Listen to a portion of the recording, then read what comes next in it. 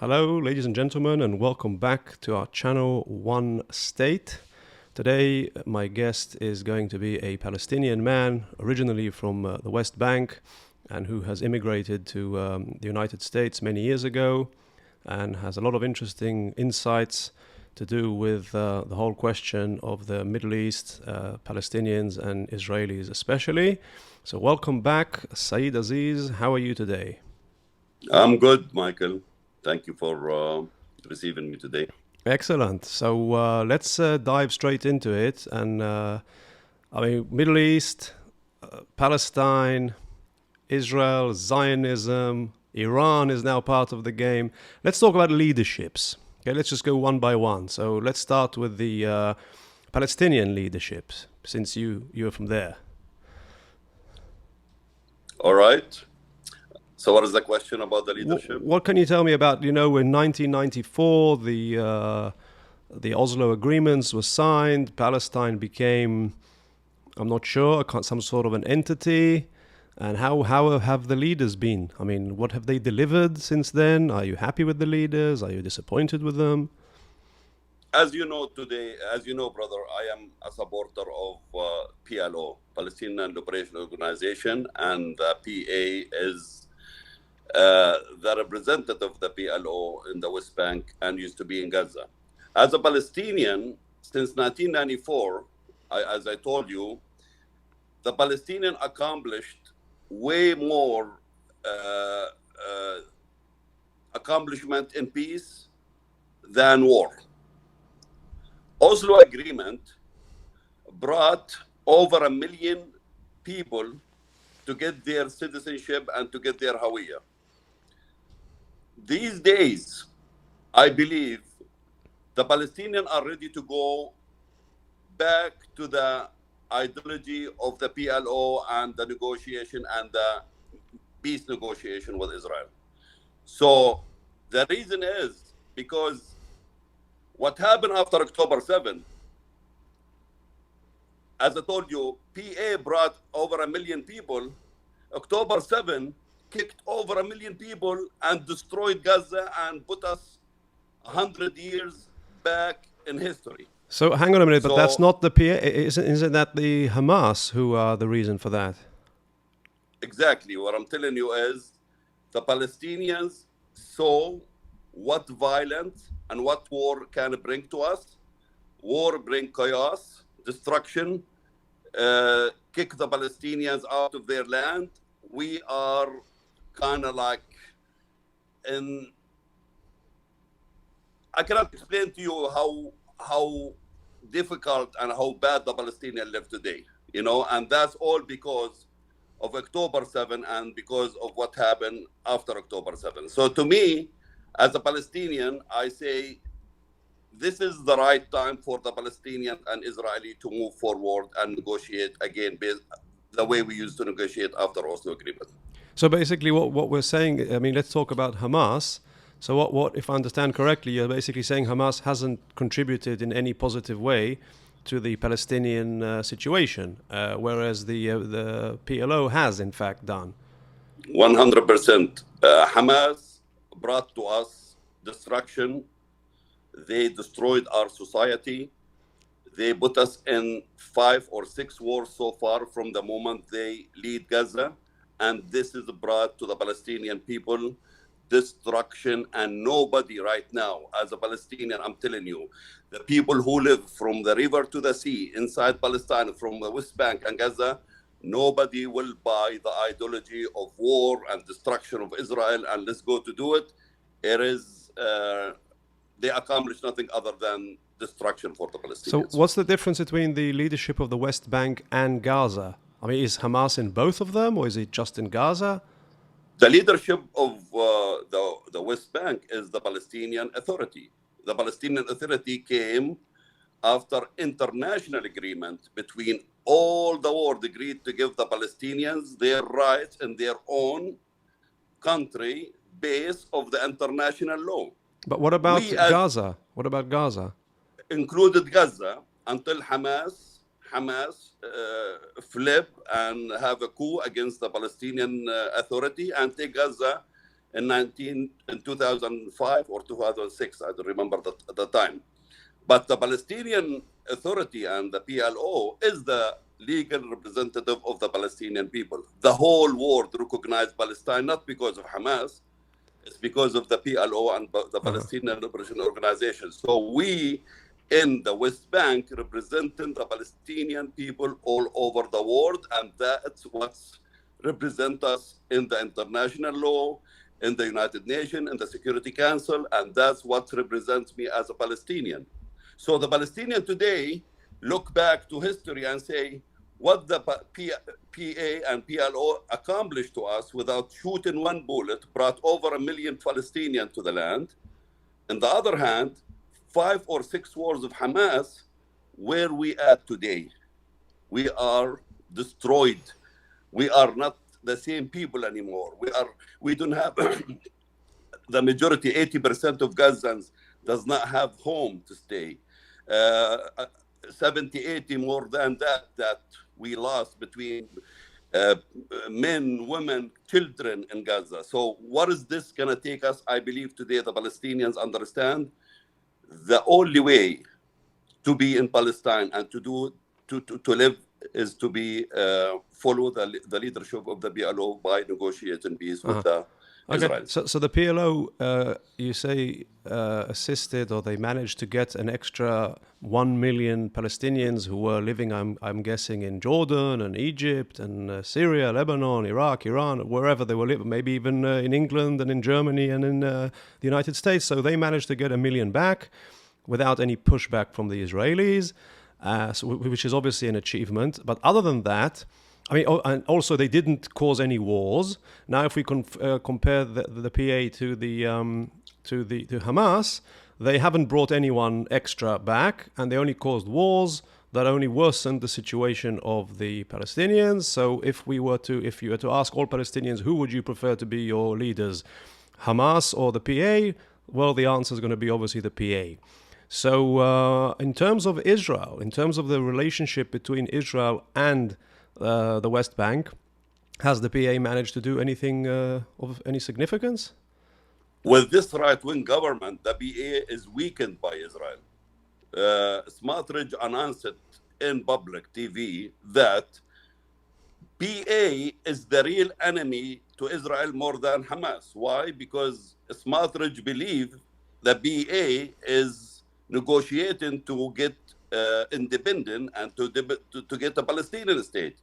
So in the eyes of these right-wing governments of Netanyahu, Ben Gvir, and Smotrich, and Katz, these people are in war with the PA.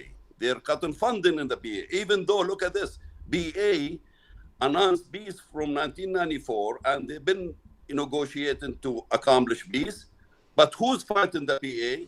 The settler movement in the West Bank. Ben Gvir, Smotrich, the killing of Palestinians, putting gates in our villages, not letting our farmers to go to their farms. And we spoke about this before. So the Israelis' right-wing government is preferring Hamas to be in the leadership because Hamas will give them the green light to destroy the Palestinian future in their own land, massacre everybody, and use the excuse of terrorism. You know what I mean? Yeah. So we are having a problem with the Palestinian Authority and the PLO having very serious problem with when the last time the Israelis negotiate with the PA.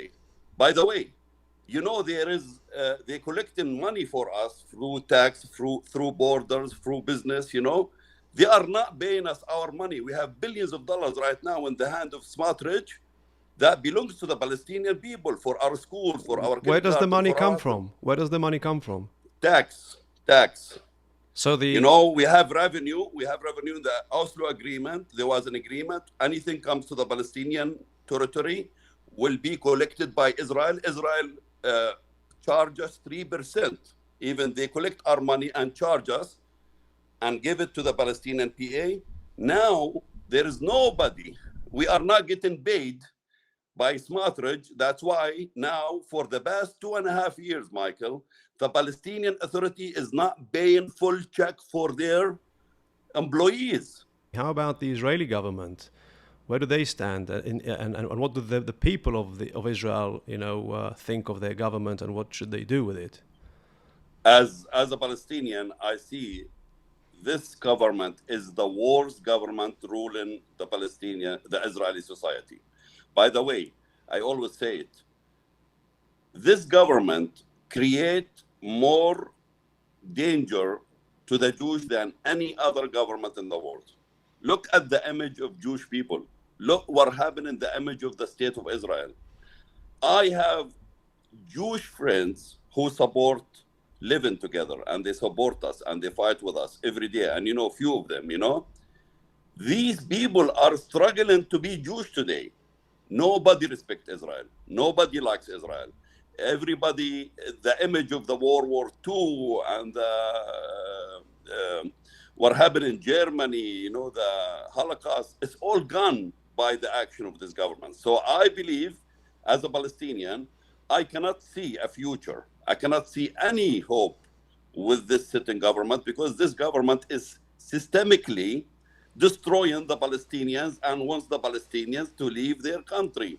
And you saw few announcements with this lady Wise and Smotrich and Ben Gvir, and all these people are elected by your government, wants me to lose my country and leave my country and never live again. And they don't even call us Palestinian. They call us Arab. They don't even call us that we have land. They call it Judea and Samaria. So until the Israeli people decide to elect real representatives, and like I said, the whole world knows this is Netanyahu's war. The whole world know how Netanyahu tricked Trump and by the way, I always thought Israel is a powerful country and it's there to stay. But after October 7 and after all this happens, I believe Israel is weak. Their defense system are weak, and they cannot survive one day without the support of the United States of America. Yes. So this government creating anti-Semitism against Israelis. Jews are on risk and danger everywhere in the world. America is shifting against Israel. The public opinion is totally shifting against you. And I guarantee you, you could be Israeli in Beverly Hills and maybe in certain places in Los Angeles, but you cannot call yourself Jewish and Israeli anywhere in California right now. Why? Because the schools is against you, the church is against you, the society against you. Nothing can stop the images. And now you see how the influence of buying TikTok and buying all these social media, trying to cover up for all these massacres and for this destruction, that's not working. So I believe if the Israelis have responsibilities to get ready of this sitting government, because by the end of the day, I believe Israel is in the process to dismantle itself more than any time in the history. Yes. What about, let's add to it the whole situation with Iran. How did that, how do you add that into the mix in terms of the Israeli state's position? Imagine all the promises that Netanyahu did. I want to get rid of Hamas. Hamas is still there. I want to get rid of Hezbollah. Hezbollah is still there. I want to destroy Iran, this and this and this. Iran still shooting missiles to the last moment before ceasefire. So who's winning here? Yeah. Is Netanyahu really winning?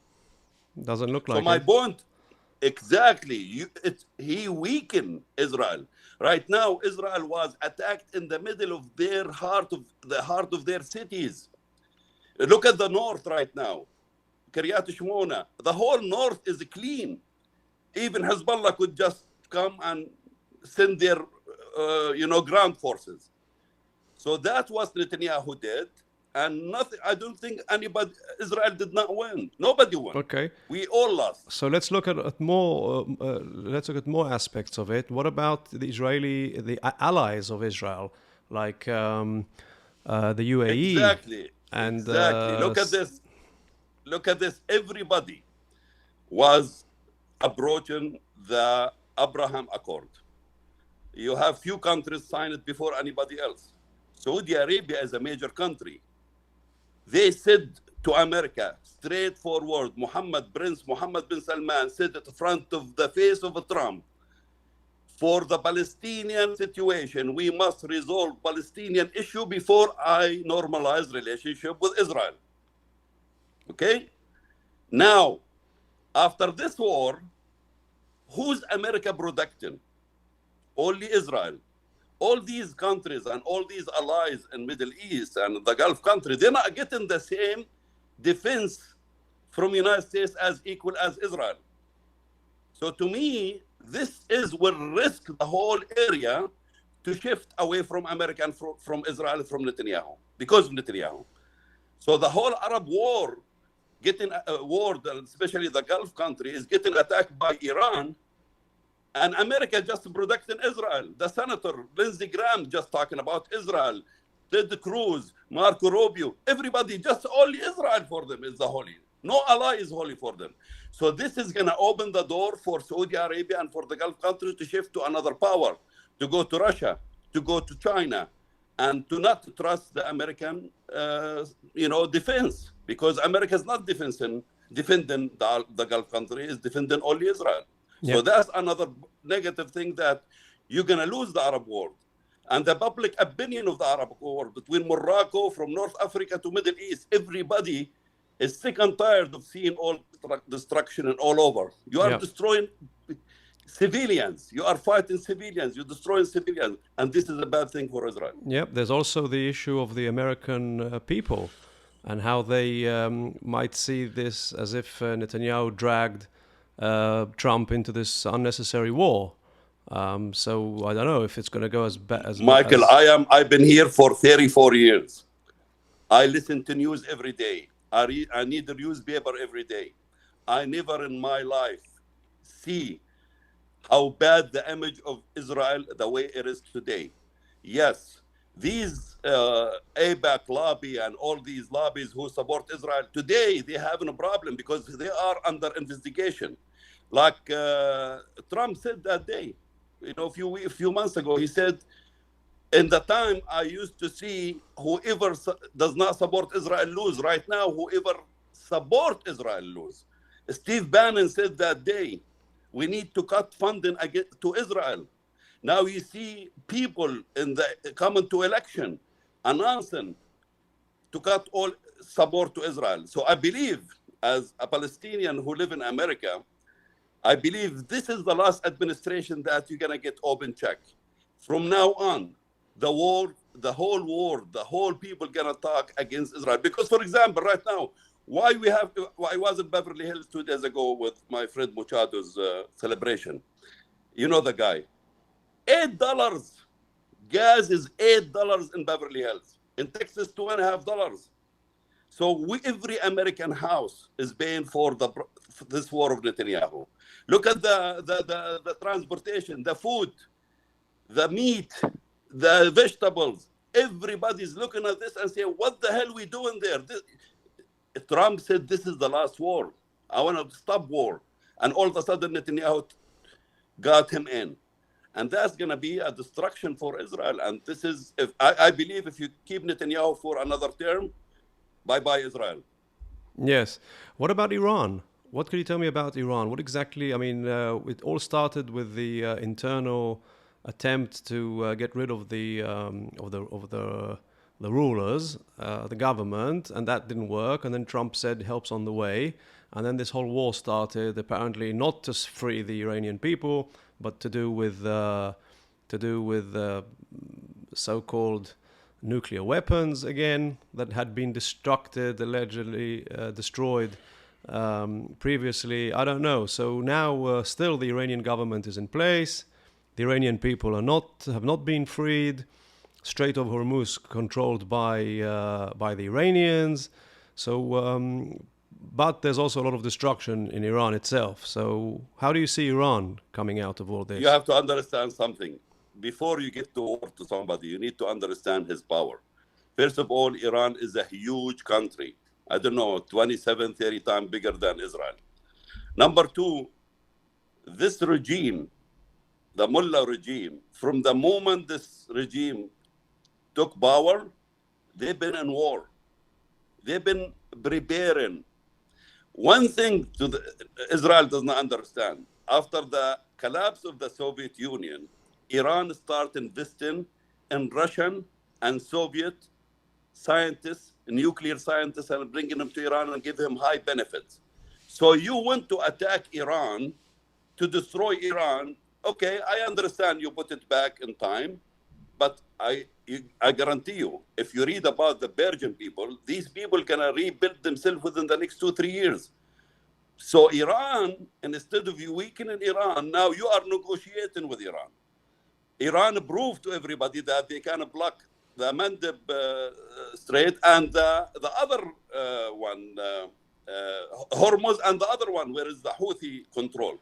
So they played, and they put pressure in the, the source of oil. Now Iran is more strong than anybody. Now the Gulf countries, they will think about negotiating with Iran, live in peace with Iran, and not take Iran as an enemy. So today Iran is more strong than ever. They're still there, and destroying Nasser Hasrallah, assassinating Hassan Nasrallah, did not end the Hezbollah.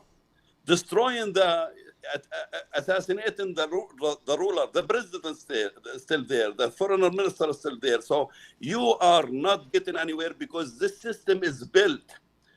If you lose the whole line of leadership, there is another line gonna come. So this was a failure. And what's about all these people are waiting in the street to flip the regime? Where are they? How the Mossad and Netanyahu lied to Donald Trump and make him think that's going to be another Venezuela. A few days and we're going to be done. Now we are on the edge of World War III. So all these failure and intelligent failure make the American pay the big price. We are paying the big price. We cannot afford our house rents. We cannot afford our insurance. We cannot afford our transportation.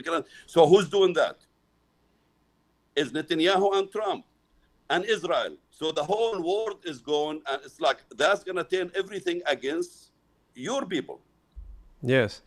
Okay. So what about the Zionism as a whole? Where does Zionism stand at the moment? Zionism is, I believe there is, as I told you before, there is difference between Judaism and Zionism. In America, it's going to be a hard time for you to be a Zionist. It's going to be a hard time for you to be AIPAC member. All these influence of Zionism is weakening because Americans are wake up. Look at all these mega people, Tucker Carlson, Candace Owen, Marjorie Green, all these influencers in America coming out to say, who's first, Israel or America first? So I believe all the influential of these lobbies going to be weakening. They're going to be under investigation. Yesterday, a Democratic senator asked for investigation for Jared Kushner. Imagine Jared Kushner, his father is a convicted felon. He was sent to ambassador of France. Imagine Michael, what is the ambassador of the United States in, what's his name? Where is the ambassador? In Israel. Uh-huh. Yes. Yeah, that guy is like, we call him the ambassador of Israel in the United States, not the ambassador of United States in Israel. So these people right now, they're going to be under investigation. They're going to be under question marks. Who are you? What are you doing? Graham, that guy Graham, the guy who has married another man. Look at this guy. It's like another senator, another influencer asking for the South Carolina to take him out of politics. So these lobbies are stinky, getting old and exposed. Add to that, Epstein files.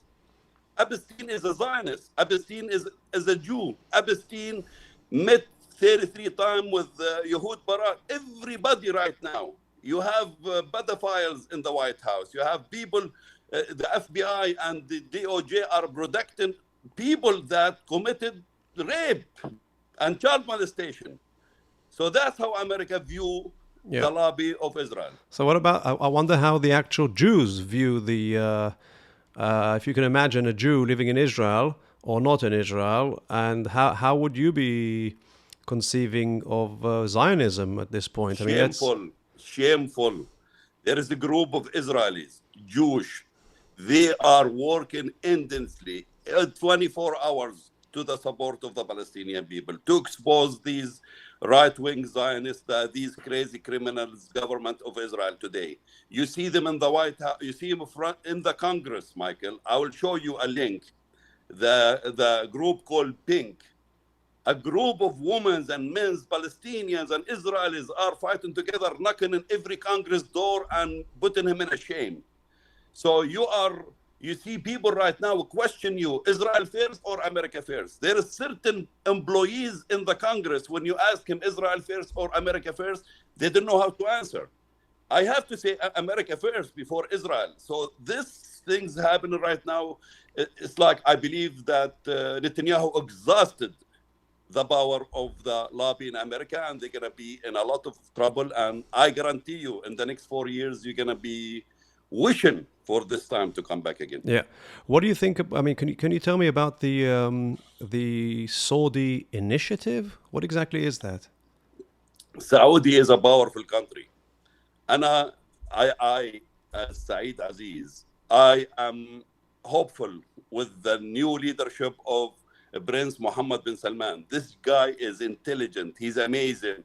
He's a businessman. He wants to invest in America. He wants to invest in the Middle East. He wants peace between Israel and Palestine for us all to live together, all to share things together, all to have security in the whole region. So Saudi Arabia announced it behind the doors and in front of everybody. I will normalize relationship with Israel if Israel recognizes the rights of the Palestinian people. 50-something Muslim country will follow Saudi Arabia footsteps. And they came before the last UN meetings, and them and France, they have like initiative, and the whole world supported. The only country who went against it is the United States of America. 5 new countries recognize the Palestinian state. So you are taking America and making America fight for human rights all over the world. But when it comes to the Palestinian people, America becomes the supporter of destroying the Palestinian people. And that's because of the influence of the money of the lobby, the Jewish lobby in America. So Saudi Arabia told everybody, you need peace with me? Let's give the Palestinians their right. And I 100% support that. And I believe by the end of the day, Netanyahu gonna end up in the garbage of the history of humankind. And Saudi Arabia gonna move forward with the new leadership of Israel and the Palestinians. And we have to sit around the table and we have to recognize each other, follow the international law, because Security Council 181 back in 1947 announced 2 states, Israel and Palestine. From that day, there is Israel, but no Palestine. So to me, we have to go back to the international law. If you apply the international law in Kuwait, if you apply the international anywhere in the world, you must apply the international law in Palestine and give the Palestinians their state that was promised by the international community. Okay, so let's talk about that. So let's say, I mean, the whole idea of what we discussed earlier is to kind of emphasize and point out that the people of both nations seem to be more ready than ever for peace. So even especially the Israelis, who are kind of realizing that war is not going to get them anywhere. And the 7th of October can happen again, and with Iran they don't seem to be winning, and in Lebanon it's all going pear-shaped. So war is not the solution, especially these days with drones and ballistic missiles, and it's going to get even worse. So the Israelis are really in a corner now, and that's a good opportunity to make peace. But you say on the Palestinian side you already have a peace leader, the PA, so there's no problem there. But the Israelis have an extreme right-wing government that has to be replaced in order for anyone to be able to sit down and actually talk peace. So how is that going to happen? This is your responsibility, not mine. You have to stop listening to the lies and propaganda of the right wing and destroying the world to bring your Messiah. These right-wing governments who's working 24 hours and they putting settlers in the roads in Palestine and they destroying the life of our Palestinian West Bank, they think there is somebody gonna come from the sky and lead the Jewish people to the light. If whoever this man gonna come, it's not gonna come by blood and destroying other people and killing kids and women. Yeah. So it is your responsibility, Michael. It's your people's responsibility. It's people like you. That's why I told you, your voice has to be louder. You cannot run away like an ostrich from the reality. The reality is this is your country. If you call it your country, it is my country.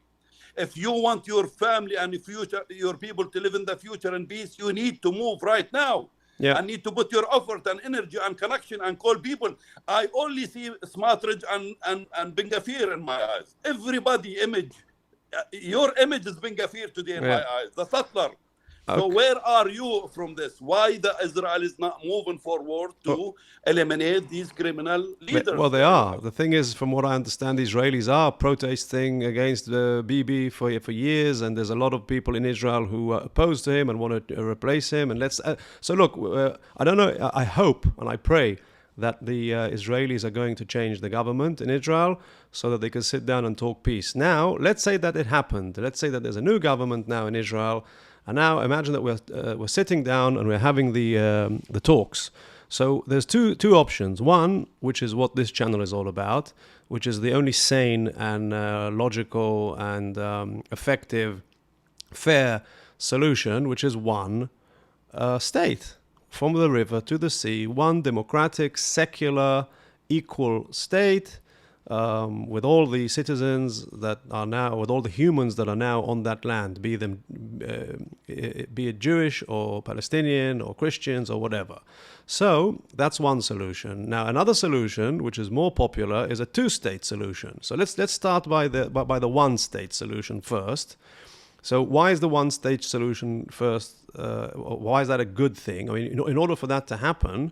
It is good for the Palestinian, by the way. It's not for the Israelis. Why not? It's good for the Israelis because then it's going to be peace. It's going to be very peaceful and fair, and the Palestinians are going to be as happy as they could possibly be. So there'll be lovely neighbors to live next to, and maybe together. Would you be accepting the fact that after the South African gave the black their right, the white became minority in that country? Would you allow yourself to be a minority in that state as a Zionist? Jewish superiority mentality. That's the problem. Every Palestinian wish, including me, to have equal right to every Israeli and just exercise my right in my own town in Mizrah Sharqiyya, and just be free to go have breakfast with you in Abu Afia and you have knafa with me in Nablus. Every Palestinian wish to have that because it's not going to make me Zionist if I recognize you and we live together.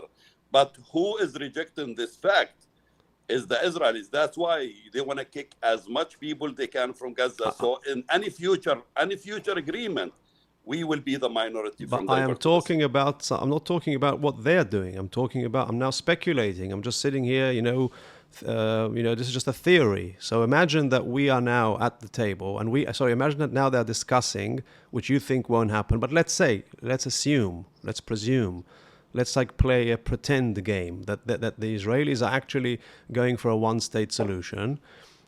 They will have to accept, the first thing they have to accept, the Israelis, the Jews, is that the new one state is not going to be a Jewish state.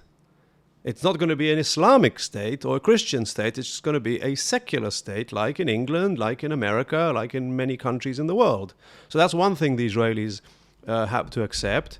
And the second thing they have to accept is the fact that the Palestinians are equal. It's a fact. And now they're mistreated by being treated as unequal because it's wrong. They are actually equal because everyone's equal in the eyes of God and there's no chosen people.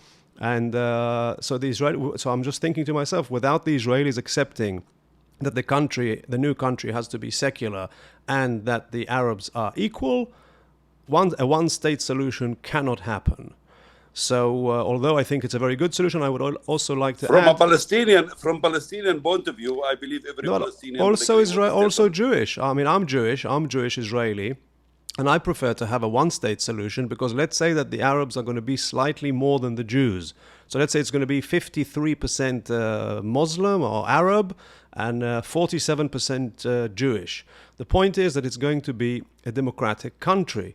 And the Arabs are aware of, the fact that, a lot of Jews are clever and they're the leaders in the high-tech business and they can actually help the economy thrive. So you might be surprised that actually a Jew won't really feel any problem with the fact that his government is 53% Arab, because it's a government that wants the welfare of all the citizens, including the Jewish citizens. So there can't be a law against Jews and pro-Arabs. It's all-encompassing. So I think the result's going to be brilliant, and it doesn't really matter if the Arabs are going to be slightly more than the Jews. I personally agree with you, and I believe I'll bring you 100,000 signatures to prove your message. Yeah, so I'm glad we agree on that. So now we can move, but unfortunately that probably won't be accepted by the Jews or whoever is not going to accept it, and they will want to at least try a two-state solution before doing anything else. So now let's talk about the advantages and the disadvantages of a two-state solution. So let's start with air travel. So if there's, so I understand there's going to be Palestine. They're going to draw some sort of a border. That's where the Palestinians live. That's Palestine. The border already drawn. Yeah. In 242 and 338, and it was recognized in the international community. Whoever created Israel created Palestine. So we already have borders. Yeah. Israel does not have border. Israel does not have constitution. Israel is the one who called themselves a Jewish state, even though you have the biggest gay community in Tel Aviv. So to me, is like, I am willing to accept a Palestinian state if you follow the international law. Yeah, so I'm saying but I'm trying to break it down and understand. So there's a border. So the eastern side of the border is going to be Palestine. Then what about Gaza? Gaza is detached from the West Bank. So is that going to be part of Palestine as well? They already spoke about this. Between Gaza and Hebron is like 20, 30 kilometers. We could put a bridge, we could put a tunnel. Everybody spoke about this already. So yes, that was my Palestinian PA, Palestinian Authority, and the PLO, and the whole community recognized this is the state of Palestine. But I'm talking about another thing now. So what about flights? So now how are citizens of Palestine going to fly to Europe? If you go to Jerusalem today, Mukhayyam Kalandia, we had an airport from the 30s. The 30s called Kalandia Airport. A Palestinian like my uncle never went to Ben Gurion Airport. They all flew from Jerusalem Airport. We could put like a strip, an airport, and we could have, common community. You could bring international community to protect and to make the safety of the country, like to check everybody out, like the TSA in America, So there is, we could create our airport where Palestinians just travel independently from their own territories. We don't have to go to Israel. You can also go to Jordan, I believe. 100%. Jordan is 45 minutes away from me if there is no delays in the bridge. So at the moment, because of the apartheid state, there's it's really difficult to cross the border. So in a case of I cannot even get to the same road you get in Michael, in my own town, in my own territory. I understand. So in case of a two-state solution, the Israelis are going to have to stop doing those checks in the border, because if now a Palestinian have to withdraw, and there is settlement. If there is settlement going to stay there, they have to accept the Palestinian law and carry Palestinian citizenship. Yeah, that's another question I wanted to ask you. What about there's like 800,000 Jews living in the West Bank, so they're either going to have to move to Israel, or they're going to have to stay there under Palestinian law. Olmert already talked about this with President Mahmoud Abbas, and we already said, okay, if you want to stay with us, you have to follow the Palestinian law. You have to be under the Palestinian constitution, and you have full right like a Palestinian. By the way, is it going to be a Muslim state? No. Right. So remember, Palestinian not all Muslims, and we are not a religious people. We don't want a religious state. So I tell you, maybe 65-70% they will not agree that a Muslim state. There is no such a thing called So Muslim let me state. ask you, if I decide to move, I'm not a settler, but let's say I decide to move to Palestine. If there's a two-state solution, I want to move to Palestine, practice my Arabic. What do you think? I mean, do you think I'm going to end up It's like- 2 months it's later like you- saying, I wish I hadn't done it and I just run back to Israel because my life's going to be a nightmare? Or maybe it's going to be amazing? First of all, you never tried to come to Palestine. I always invited you, and I extend my invitation all the time. So you understand what kind of life we have. Remember, these 2 million Palestinian Arabs who live in Israel, you know where is they come and enjoy their life? Not in Tel Aviv and Haifa and Yafa. They come to Nablus and Ramallah and Beit Lahem and Jericho. So I tell you something. If you want to come to America today and walk in, there is an immigration officer going to give you 2, 3 months, 6 months visa. If you decide to live in America, you have to follow the immigration. It's the same way. You could come as a visitor every day, and you could come as a resident and live among us, but you cannot carry a gun and shoot myself. Of course, I'm trying to say that, that everybody thinks that if that happens, two-state solution, then the 800,000 settlers, the Jewish settlers, are going to have a nightmare of a life, and the Arabs are going to kill them, and they're going to treat them as second-class citizens, as a revenge, and it's going to be impossible for a Jew to live in the West Bank. Exactly. But I don't know. I'm challenging that. I'm saying, well, how about another option? How about that, the Arabs in the West Bank are going to be so happy that there's a two-state solution. They know that the Israeli people have been brainwashed for years. They know that, that now they gave up, basically, and apologized, and are willing to live under, the hospitable, welcoming Arab government. So who knows? Maybe they'll be treated equally. Who says they're going to be mistreated? Michael, I give you an example. Is you. 3 years ago when we spoke, you clearly told me that you are brainwashed, and when you pass an Arabic city or village, you speed because you think they're going to shoot in you. 2.5 years later, you have an Israelis, Arab friends, and you go to their hometowns and you eat with them and you call them brothers. And you said in front of my son, I apologize for the Palestinian for what we did to you. Imagine if we have 1 million like you. Yes, but I am talking about something else. You keep dragging us back to today, and I'm just, theorizing. I'm making up stories. I'm trying to understand show me proof that every single settler has to be very afraid to stay under a Palestinian government. Are you sure? Are you sure that they are going to harm them? 100%. No, they're not going to harm them. Well, you just said they will. So maybe I misunderstood you. You misunderstood me. I never said we're going to harm them. If we have an agreement between the two governments and the two people, and we recognize each other, and we give each other, every settler is welcome to live under the Palestinian law. I never say I'm going to harm him. Yeah. Okay. There you go. So a Jew who says today, you as example, you are as example that you can my future neighbors in West Bank. I don't mind. Yeah. As long as you follow the Palestinian law. So any Jew who says to you, I'm a settler living in the West Bank, and I'm never going to let a two-state solution happen, because if I end up staying here under Palestinian rule, my life's going to become hell. So you are going to tell him, no, my friend, it's not going to become hell. It's going to be actually pretty interesting. You're going to have new neighbors that are equal to you. You're going to be living in another country, but still kind of the same. It should be really exciting and interesting. Who says it's going to be bad? I mean, we're talking peace here. We're talking peace, not war. So in peace, you act peace. You don't act war.